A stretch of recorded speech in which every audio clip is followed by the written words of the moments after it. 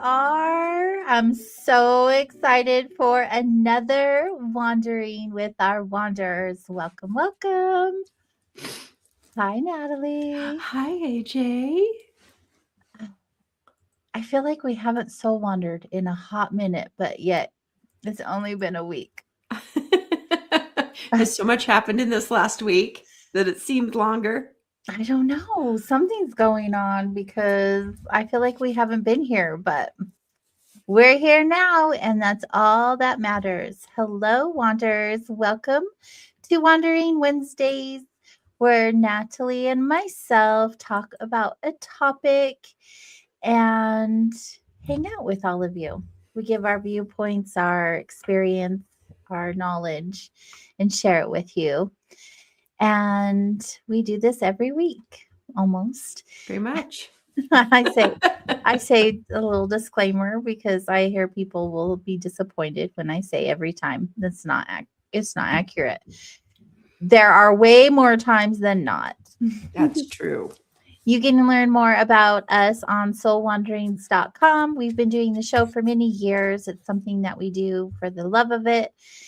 We just started our YouTube channel last year, so we're still building. So if you have found us, make sure you like and subscribe and share and all of that good stuff. We love to build to our Soul Wanderings tribe. During the day, we spend time together in a space called Vibes, Mind, Body, Spirit, where we assist humans through their journey, their life journey, which includes grief, trauma, spirituality, all the good stuff. So if you want to learn more about what we do, you can visit vibeznow.com, vibeznow.com. And tonight, our topic, I'm very excited for. Yes. Although I'm like, I love to be vulnerable and authentic, but this is a topic that gets me hard because the journey of self, man, it's a doozy. Tonight, we are talking about the lie of not enough. We'll be talking about our self-worth. Yes. I say that with a smile. Before we go on and start diving deeper as we do, I would like to ask everybody a question. And if you're in chat room, we invite you to share with us there. Or we're on Facebook and YouTube on Soul Wanderings. And here's the question. When was the first time you remember feeling like you weren't enough? Just fill on that for a while. If you care to share, please do. If not, just hang out with us. So, Natalie, can I put you on the spot and ask if you recall? Do you have a specific moment? So I did have a memory popped up when you Mhm. asked the question, so I just go with that. Yeah. I remember I wasn't little, but I was still young, maybe 6, 7 years old, and we were on a family vacation. We lived in New Mexico at that time, and we were, I don't know, it was family day out or vacation, but we were going to some Indian ruins. And along a lot of that area in New Mexico, they have little stops where you can stop and buy jewelry, Indian crafted Native American jewelry. And so I really wanted a bracelet, but I didn't ask for it because we didn't have a lot of money. So there was part of me that was just like, no, we can't, just conditioning at that. And I didn't, but I talked to my mom later, whether we were back in the van or something. And she said, you could have gotten one. And I was like, missed moment. But that was me acting as if I wasn't enough to request. Yep. So that was my little memory that popped up when you asked me that. That's a significant memory to create a belief inside of you that probably has affected you on and off throughout your life. Yes. as well as my, I also have an understanding from this topic from a human design aspect. And so I often refer to that, and that has readjusted. My knowledge in human design definitely has readjusted the way Mm, worth comes up. And so that while that memory's there, I can see clearly I could have asked, but I could see that it was just sort of lost in there's a lot of siblings. There's a lot of us that are going on. But yes, that could carried with me for a while, I am sure. I was filling on the question for myself, and I don't know where I picked that up specifically, but it has always been a program running in the background as long as I can remember. And it's just really sad when I think about that Hmm. because a whole entire life, regardless of maybe people telling me that I was, or, opposite of how I was feeling, it was my truth all of my life. It has been my truth all of my life. I'm still unwinding the belief system. Well, I think That's that's a how deep it has gone. yes. That is definitely a human process. So I Yeah. believe this topic is so universal. It's just a universal aspect that so Mhm. many people struggle with, and probably for a good measure, based on the fact that we come into these bodies, which are a limited form, and so, and then we're here to experience the incarnate, and the worth that we can feel outside of these forms is hidden from us. So, Mhm. in many ways, I would imagine the quest for the discovery of worth is in just the nature of being human. I agree. I agree. And I was feeling on like how these beliefs come up for us. And in doing so over the week, I've just sat back and observed people and how they talk about themselves or how they shrink themselves. It's very significant how many people, and it also comes up in other ways like overachieving, people pleasing, settling, perfectionism, Yes, vanity, all of these ways that come up in our lives to make us believe that we are not worth much. But worth is inherent, it's not a reward. And right, we were always taught that if you do this, you'll have that feeling, that recognition, things like that. And so little by little throughout our lives, and most of the time by no fault of anyone, right. just the way the conditioning works, we slowly dwindle away into a lack of self-worth. Hmm. Oh, it's so sad. It is And I think because I'll go ahead. we matter. Mm, absolutely, we matter. Well, and let's just go back from the very beginning where early conditioning takes place, Hmm. because for me, it's school systems and comparison. I think the school system is, and the activities, the sports and things like that, Yeah, has a big narrative around what that looks like. And then you have your family dynamics, how your parents were taught to act from their parents. And through the generations, that's not true anymore. Like what my parents were told when they were young, they taught me, but that's not what I taught my son. Right. And right. so I think that there's these cultural narratives around success and even beauty. I think there are so many factors. Um, early conditioning for everyone, I believe that's where it begins. Even when you don't recognize that it's happening. Oh, right. Most conditioning you can't recognize it's happening. Well, the conditioning part, Right, but I right. mean the stories we tell ourselves and where they came from. Hmm. I think so often it's hard to, because even my story doesn't say that's where it came from.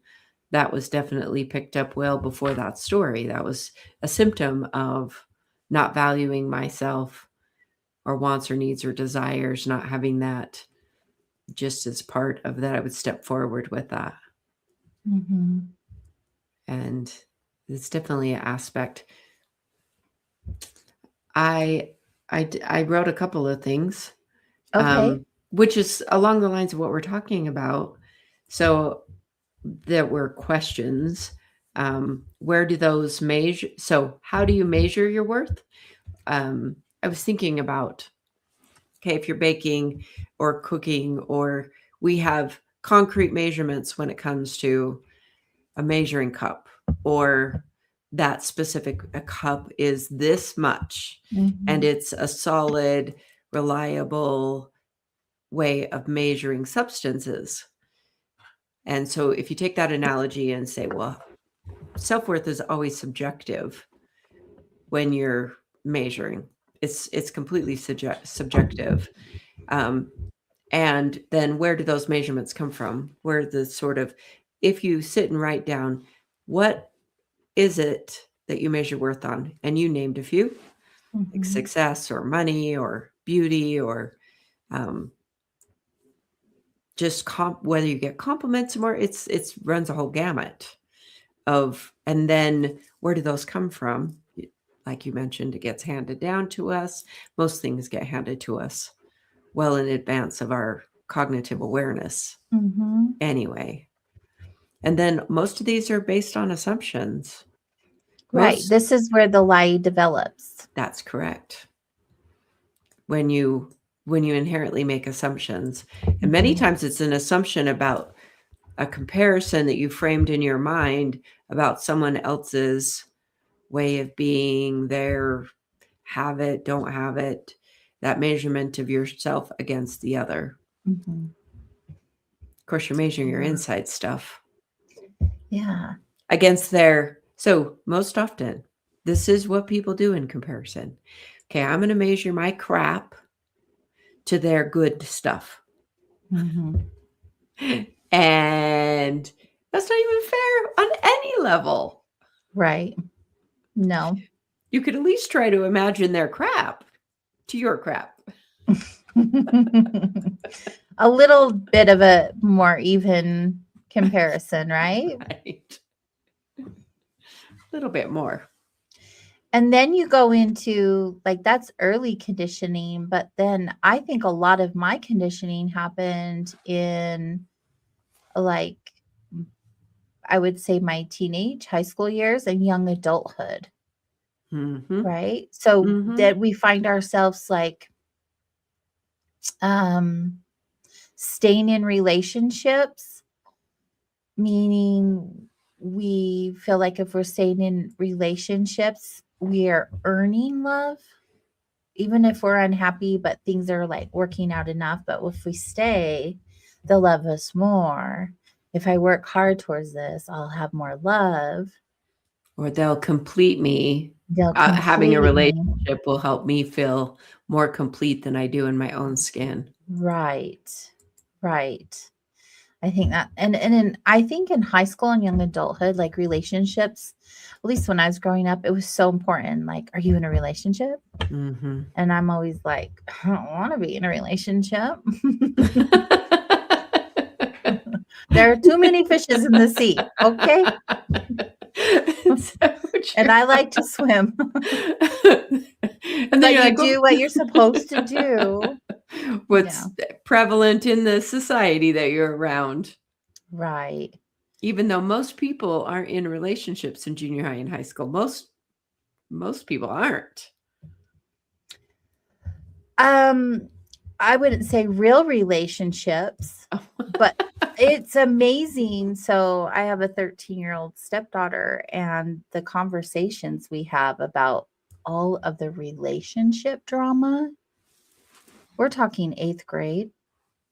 It's insane. Like this person's with this person and that person's with that person. They broke up and now they're together. There's thruples. There's all kinds of relationship situationships happening in junior high school these days. And I'm like, okay, what? It's just mind blowing. So you throw that aspect in there of like, well, if they like, this is what she's witnessing. Like, well, they broke up with that person because they weren't good enough for them. These are the Mm, real things, conversations that she's having.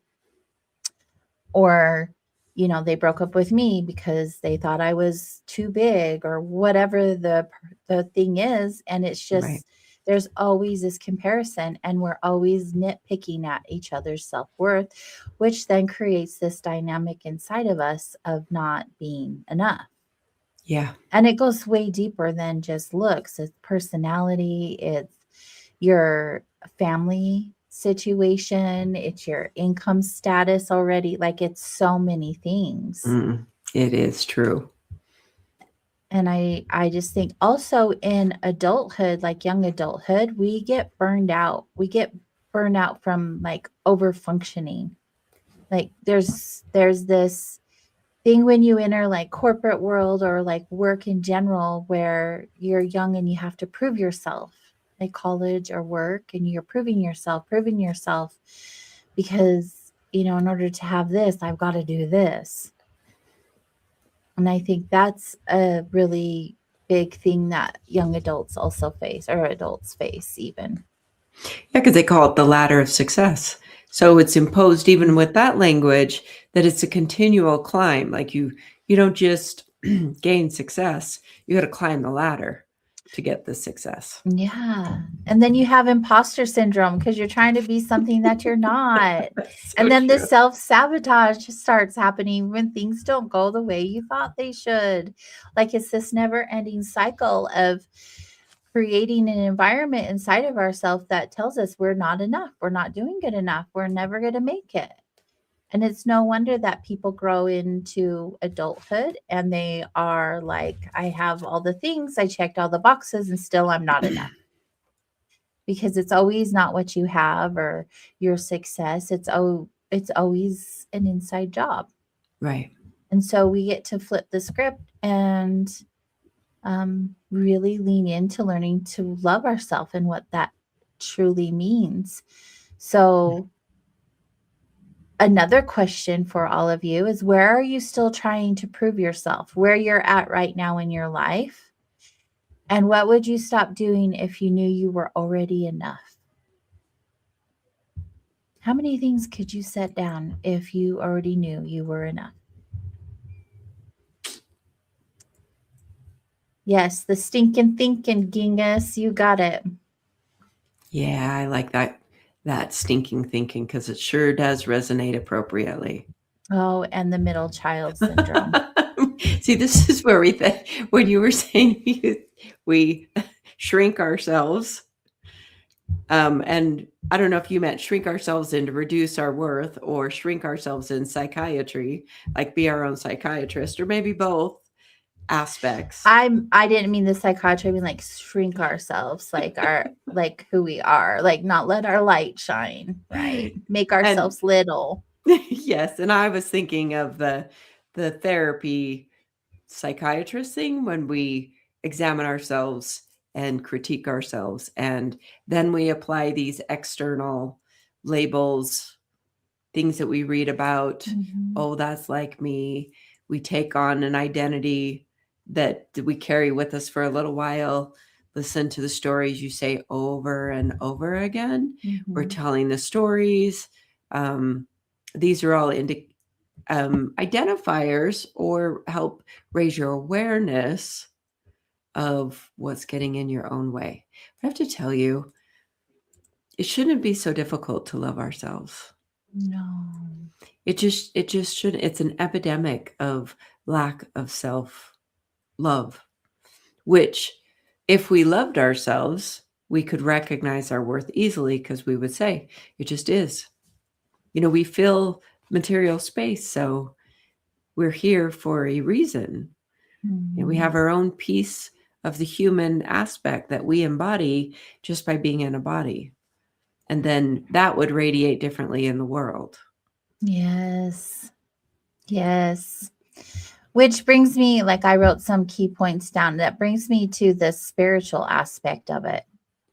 How, when we are in this state of mind of lack or not being enough, Mm-hmm. how we are separated from our inner self, our true self. And we're forgetting, like, our innate divinity, like who we truly are to our soul. Mm-hmm. And um, the biggest thing is that this belief system is something that we learned. We don't come here with this. We come here knowing our greatness and understanding what a powerful existence we are. So, if it was something that we were taught to believe, it's also something that can be undone. Yeah. It's not a fixed belief system. That's refreshing. I'm working on that. I You're mean, like I it's know I'm a badass. I get it now. I do. I get what I get it. But also, like, we talk about the mind and how it just has its own existence, a separate from ourselves, and how it can totally destroy us in a matter of moments. yeah. The mind, see, the mind can go any time. The mind actually processes things over the whole entire lifetime. So the mind will take us back to somewhere from our one individual perspective and review a thing that we were doing in a moment and organically or just in the flow of things. And then it'll put these pieces that happen after that experience. And then it will like judge our younger self with all of that new information that I had or more recent information. And it'll go way back and it'll say, oh, that younger self, without the recognition that that the mind didn't know all those things that it's Right. utilizing to undercut ourself. So it's processing things over all time and it'll carry things for all kinds of time. So it's an undisciplined mind is simply a monkey. It truly is mucking around, flinging plu. It's just doing what monkeys do. Now a disciplined mind just means, to me, that means practiced in understanding that a thought is a thought. Thoughts come and go. We don't even know where thoughts come from. And releasing and observing versus believing and having that awareness and is like pliable and willing to let go instead of holding on so tight. All of those aspects are part of a regular consistent practice is a discipline. And a disciplined mind suffers less. Well, the body with the disciplined mind suffers less Right. than a body with the undisciplined mind. Absolutely. I love that you said all of that. You always bring the goods. I think about how all of the things that I believed of myself falsely has affected my nervous system. Mm-hmm. Where I'm really into working on my nervous system right now. It's been a big thing for me for the last couple of years, and it's going to take some time for me to get out of the fight or flight because it's a practice. And when you have all of these years of conditioning, you're always trying to prove yourself. You're always thinking that love equals performance. Mm-hmm. And your body is just constantly in a crisis, basically, because you don't ever just breathe. Relax. Yeah, you're always in your head. You're always trying to outdo yourself or everyone around you or whatever that looks for you. I wasn't ever competitive that way. I'm competitive with myself. Yeah. And I think that's even worse. Like, well, you did it yesterday. Why can't you do it today? And then there's this like beat up process that goes on, like, because the mind is so awesome. Yeah. And Great. yeah, it's so supportive. It does so much for us. No. Someone said in the comments on YouTube that better decision making. So the mind is fascinating because we have been conditioned to make mental decisions. So we will analyze and and decide with our mind, and then the mind will carry us on to something. Okay, we're going to do that. So we go along with the mind's decision, and then it doesn't go well because the mind cannot factor in. It can only hold a couple of factors in the space at any time, and it cannot factor in the whole world. Like it can't. It just doesn't. It can't understand all of the strings of a tapestry. Yeah. And so then we proceed forward with this mental decision, and then it doesn't go well. And the mind is like, okay, well, so that didn't go so well. Well, how about let's do this? And then we follow it along again. We like negotiate with ourselves. Yeah. I do that all the time. If you do this, then we can do that. You bribe ourselves into behaving in a particular way. We'll treat ourselves, all kinds of mind tricks. Sometimes there's the opposite of being competitive, and there is this absolutely give up rejection of yourself and really a foul. A lot of people mistreat themselves just because of a complete lack of self-love. Instead of striving for perfectionism, then there's people that just give it all up. Give it all Right. up. And really get to those dark places, which truly it ends up with sort of a self-elimination energy to it that said, I'm just so worthless that the whole world would be better off without me. And most of those are twisted interpretations of things that go on. There's also a result that's true about as kids or even as adults, we can be bullied and affected by the words from other people, what other people will say. Absolutely. And when in my house when I was growing up, we did learn the little rhyme. We would say this to each other too, because I had a lot of siblings. There's something about lots of siblings, but I'm rubber, your glue. What you say to me bounces off of me and sticks onto you. Yeah. Which is a nice little rhyme to work on releasing what someone says about you. Mm-hmm. And that is not the easy thing to do because we do collectively as humans many times are just like other people's opinions of us matter. Yes. We have a framework of saying that someone, maybe because they can see us or express something about us that maybe we didn't see, that we think that they have some awareness of us that we should accept as important. Mm. Yes. I want to get more into dismantling the lies for sure. I think that's important. I do want to add on, not just like, I want to talk more about the nervous system because we underestimate it so much. And like the cost of believing the lie, how it takes a toll on our bodies. If we think about if you or anybody listening have ever had anxiety, do you believe that anxiety is a chemical thing or a mind thing? I don't know if it's an or. It's Well, both. wouldn't it It's be an affected and or. I Mm, just think like the cost of believing the lie. This is what keeps going on me. What does this cost my body? All of these things that I have believed my whole life, how have they affected me in a positive way? I don't see any positive other than they have been teachers. These experiences have taught me so much. But when you're in the thick of it, there's this comparison culture that goes on. It is so thick in our societies, yeah. and not just in the US, it's everywhere.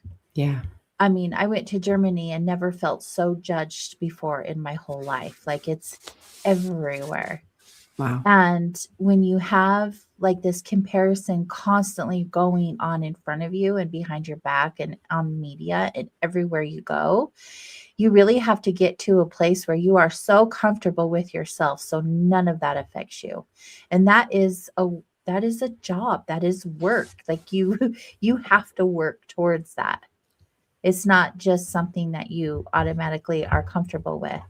And then you think about all of the resentment that builds up in your body because of all of the lies you've told yourself. And the biggest thing for me has been my disconnection from joy, like just not being able to be like in the moment because my head is telling me all these untruths with anything I'm doing. You're not doing enough, or like, why are you here at this party? There's all these amazing people here. Why are you here? Whatever the story is, there's like this disconnection that takes place. And when you think about your nervous system and the ways that you can bring it back to center, it's not, it's opposite from all of that, from the anxiety, from the disconnection. um Living reactively instead of intentionally is a really big one for me. Like I used to be so reactive, and now when everything is intentional and I'm in this more grounded state with myself and my nervous system, like things don't get to me the same way they did before. Right. Like think about that, like that alone, like how much peace that would bring your body. Hmm. Do you feel like it's affected you physically or with your nervous system? Oh, definitely. There's been periods in my life where there's been, oh, there's just been some really nasty places. I say nasty in the framework from this Mhm, because there was such, um, there was probably some anxiety there, but there definitely was some nervous system things. I think I still have some of those things, but such a pressure to prove myself, which drove, not that I had that awareness. I have the mhm, awareness now looking backwards with some different lenses that I get to use, but there was periods in my life where I just felt like I was failing in all kinds of ways. I didn't hold myself with an awareness of the power that I had, mhm, and that just wore on me, and I was sick. At one point I thought that I had gallbladder problems. There was all kinds of sickness that my body had, and I would go to the doctor often, and so yeah, it definitely did mhm.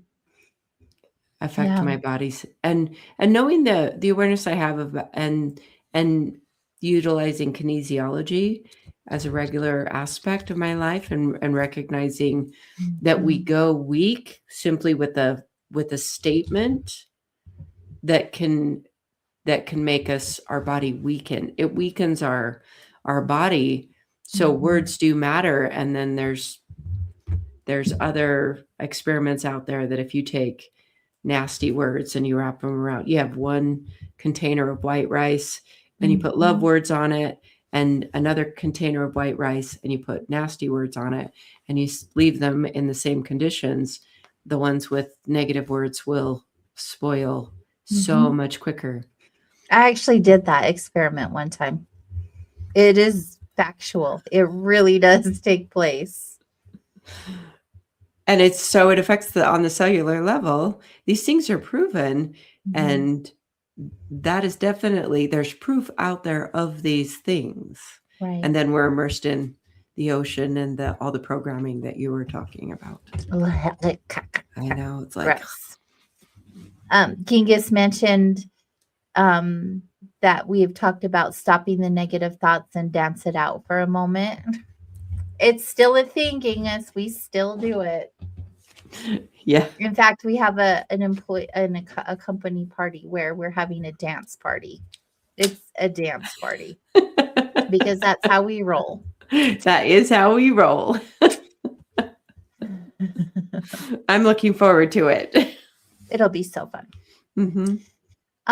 So yeah, so not only does it affect us mentally, emotionally, and physically, it can definitely wreak havoc on our lives just for the thoughts that we feel of not being adequate, of not meeting a certain expectation.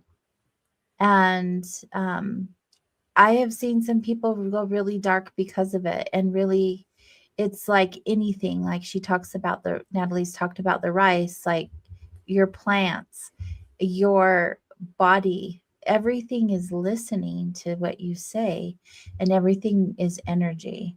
And so if you were to not just look at it from a point of like your self-worth and loving yourself, but with an understanding that you are energy and words are energy, and knowing like what you say matters. Mm-hmm. It really does matter. And the importance of that alone should be a substantial evidence enough, right? Mm-hmm. I feel sometimes we've got to hit a rock bottom, they say. And I get that. But when you become so uncomfortable and the only thing getting in your way is you, then you have the power to make a choice to be the power to change it. Right. So, how I said I want to like talk about dismantling the lie. So, how do you empower yourself? But first with awareness.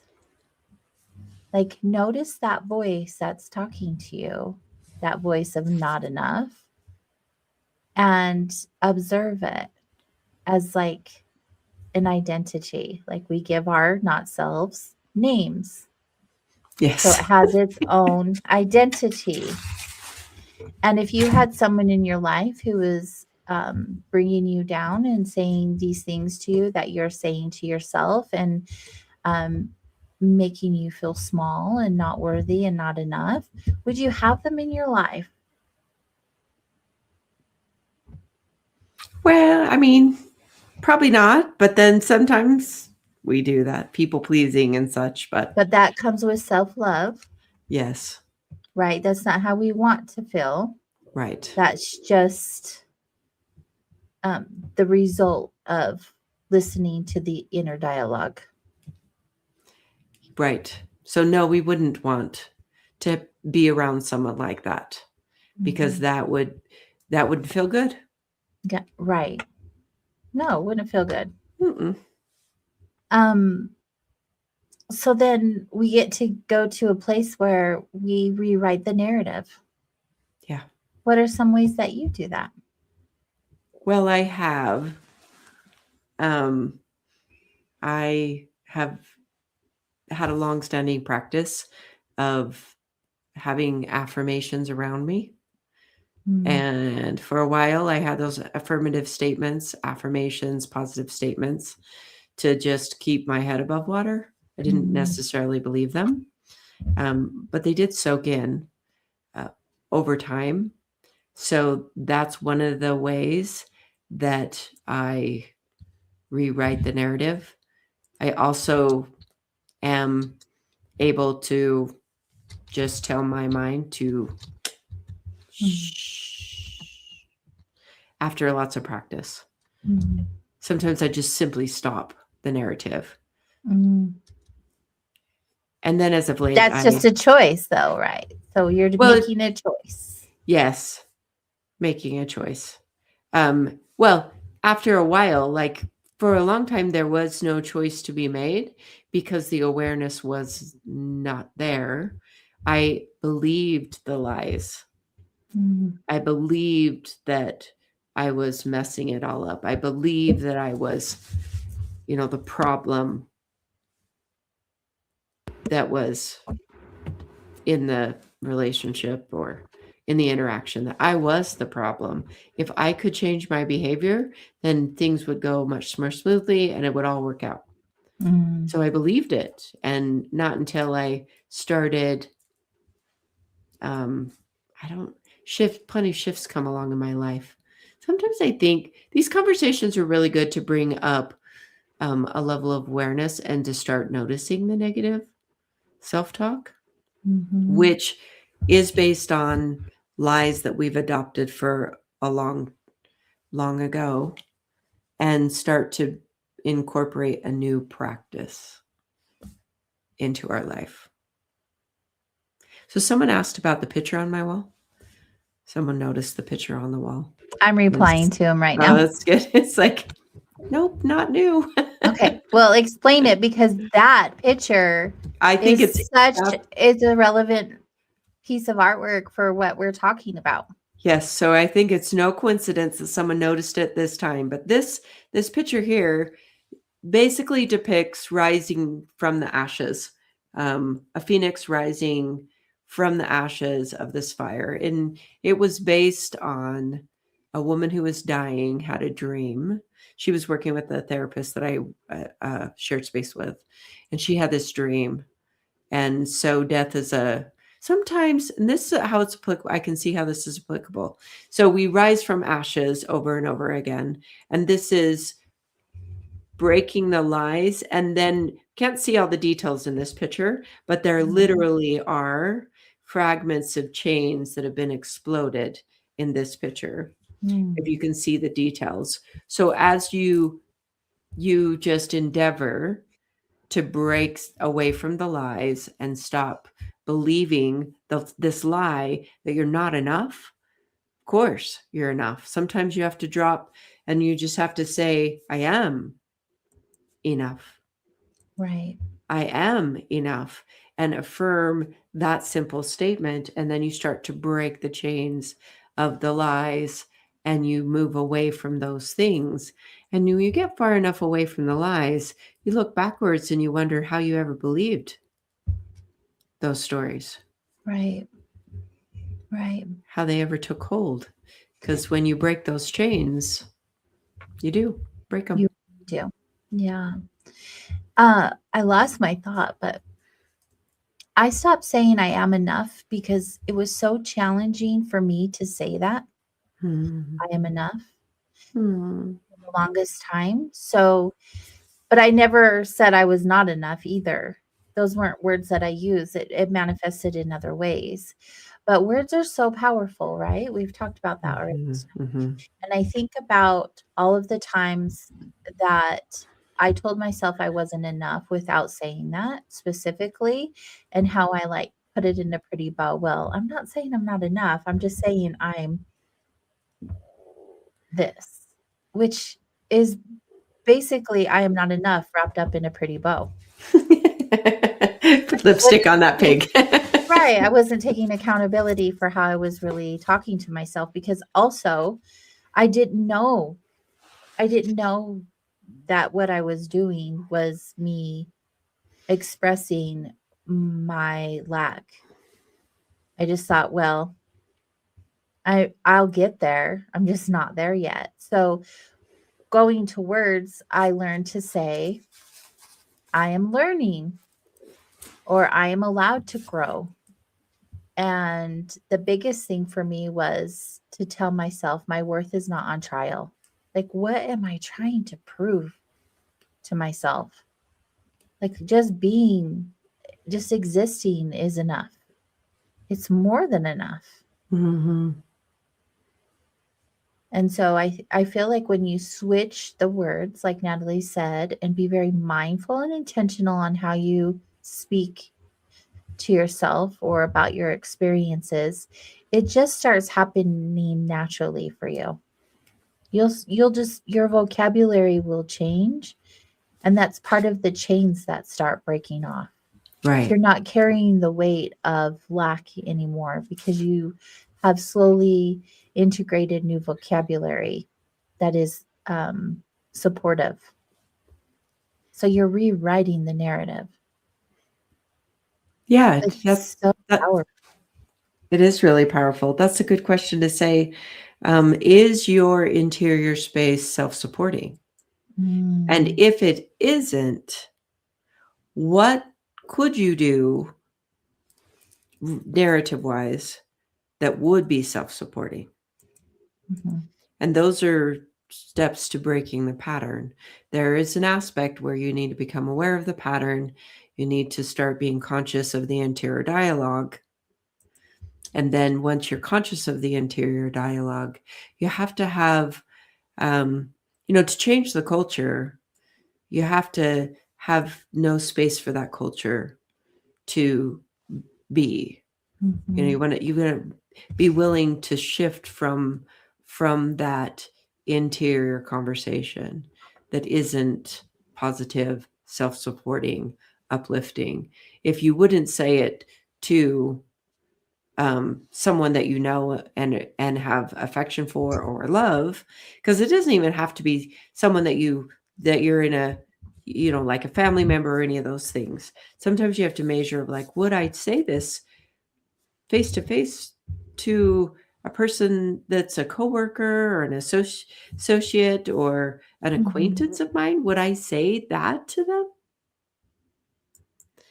And that's part of an awareness to say, okay, that is steps towards breaking the pattern or the chains. And chains are another word for chains is pattern. We're such pattern people, and we have ways of having just pattern thought processes, pattern behaviors, and we have to start shifting that to ingrain a different thing. Most of the time we have done the negative thinking for hundreds of times. We have to be willing to do the shift at least 10 and go from there. That's accurate. That's accurate. And the thing is like, we're not going to get it the first time, like Natalie said. That's just not realistic. And I feel like with diets, with, self-help, with all of these things, we'll read the book, we'll do the thing for a week, we'll give ourselves like a small opportunity, but we don't decide to lean completely in until we get so uncomfortable with the way that we feel within ourselves. When we decide to let the narrative be rewritten, when we decide to not let other people tell us who we are, it literally comes down to a choice. Like, how do you want to feel inside of your body? And how do you want to feel about yourself? It really is, then do that. It's a muscle like everything else. You have to strengthen it in order for it to be strong. That means you have to work it out. And that means every opportunity you have, rewrite the narrative. Yeah. Think about if you were never broken, you guys, if you were never broken, not that you are, I'm just saying, if you were never broken, how would you live? Live that way. Because you're not broken and you are enough and you are worthy. And those are things that not all of us have been told our whole lives. Right. And I think even if we have, there's still a level, everyone has felt this. Oh my gosh, I just looked over at my desk. Look at what sticker I have on my. You are always good enough. Look at that. It's just sitting here in my pile of cards and stickers. I just saw that when I glanced over. It rose to the top for tonight. Can't make that stuff up.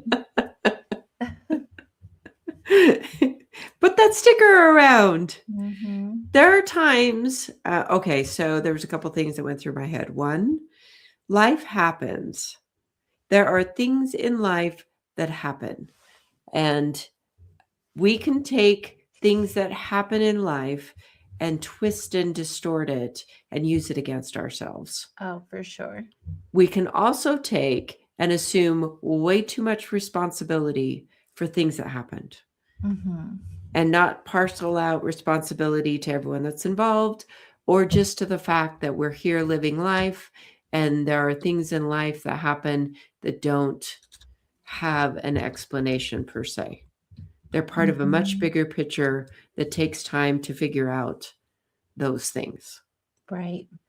So rising to this, going to a little bit higher level altitude to see things from a different perspective, um, can be a way to do that. What if you were to fly at the 10,000 foot level and look down at your problem? It would look very different from where you are. Or you can't see the forest because you're too focused on the tree. You've zeroed in, you don't have a wide enough perspective on the whole thing. You're definitely taking on a lot of responsibility or holding yourself guilty. Guilt is Mhm. a big aspect that happens as we go along in life, and life piles on to us and things Mhm. happen, and then we assume a lot of guilt, or we feel guilty because we didn't do something that we should have done, a whole myriad of things. And I'll often say in my grief groups or with clients, I'll say, look, a guilt trip, save guilt for the criminal, like something that's like law breaking behavior, Mm.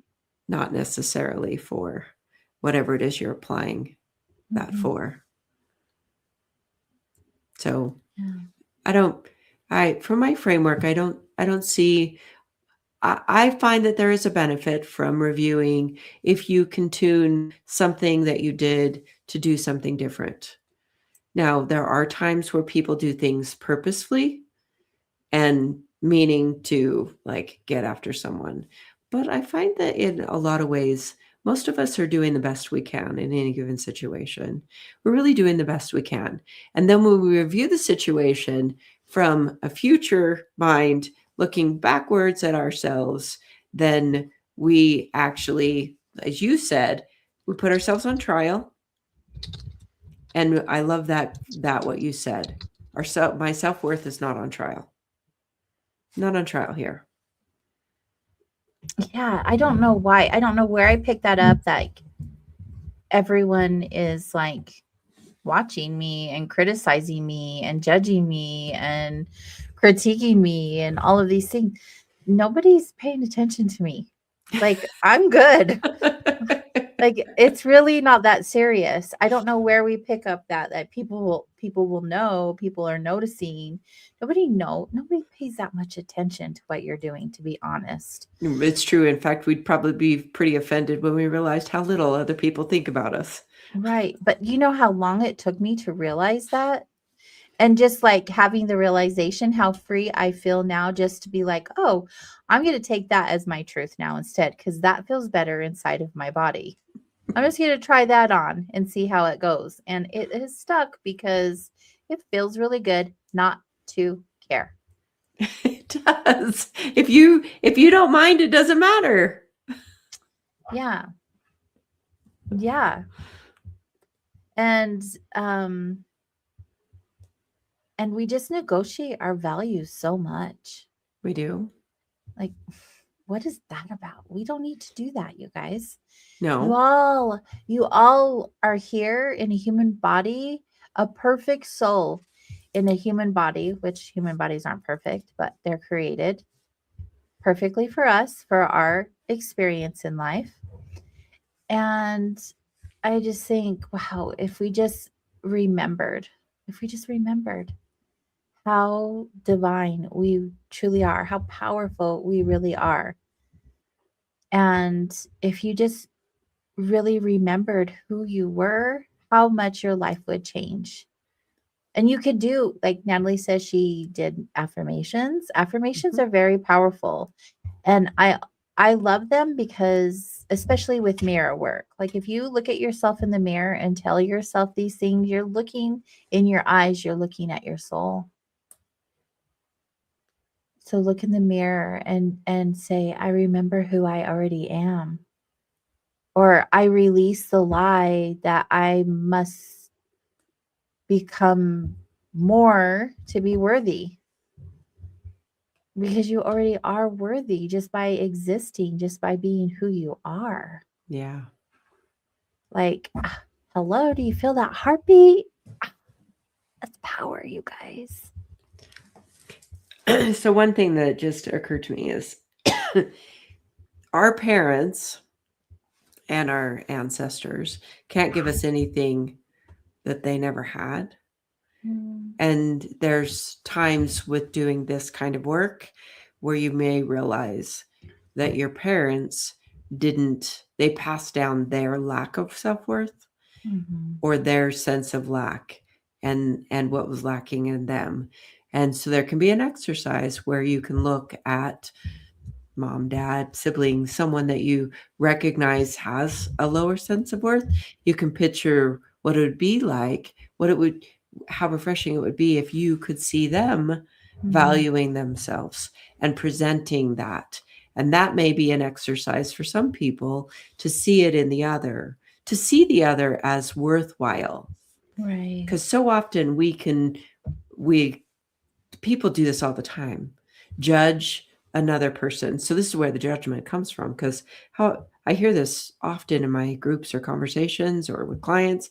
They're like, that person meant to do this or did this too. These, we're judging the other person Mm-hmm. without, and we just keep this energy flowing where we're not allowing the worth of another person or situations. So that may help in your healing to see that your parents were people too. They were flawed. They were given the same thing. They weren't able to break the chain, which means congratulations, it's your turn. Can you do it? Because all times we want, hey, everybody needs to heal so that I can heal. But it actually works. You heal, everybody else heals. Well, it's a frequency, It's a frequency. right? We talk about that often. Like, what is the frequency you're carrying? Yeah. And can you be brave enough to be the change that you do want Yeah. to see? I'm going to put that quote back on Ginga shared. Oh, wait. No. That there's another one. We'll put that one on next. The Wizard of Oz to the bear. There is no living thing that is not afraid when it faces danger.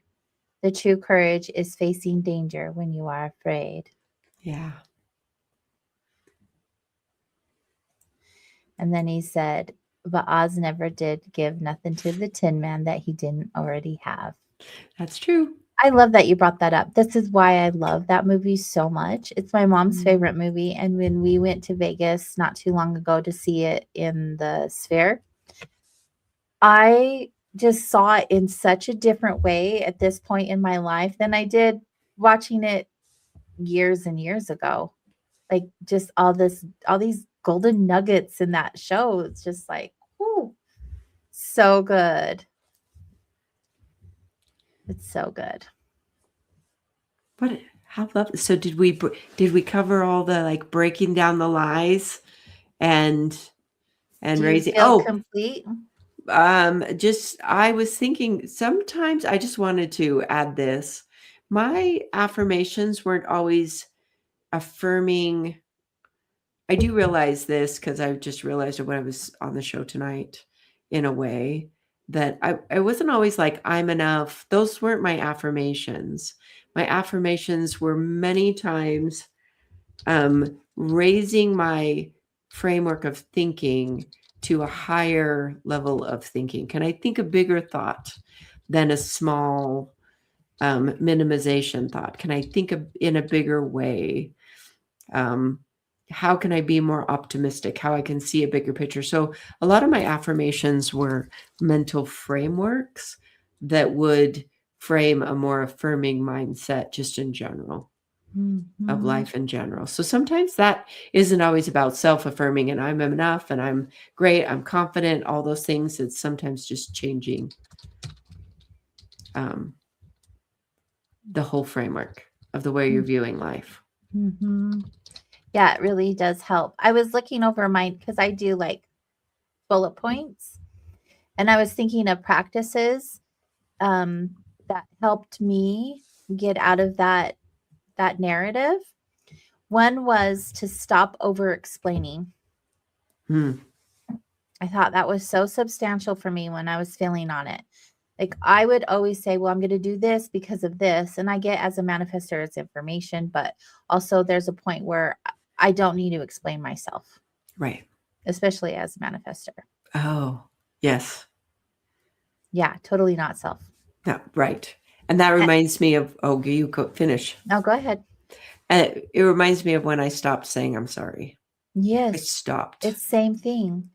Like, you're sorry for existing. Don't be sorry for existing. The other thing was regulating myself and my thoughts and my emotions before reacting, Oh, good one. Good one. because I would react and then regret. And then I would just the beat up process would go on and on. Yeah. And then also, you guys, you can set boundaries for your self-worth and your self-love without any justification. You can do it because you can do it. Yeah. And another thing was like celebrating my effort, like even the little things, not like the end result or the outcome of it. Just celebrate the journey, period. Period.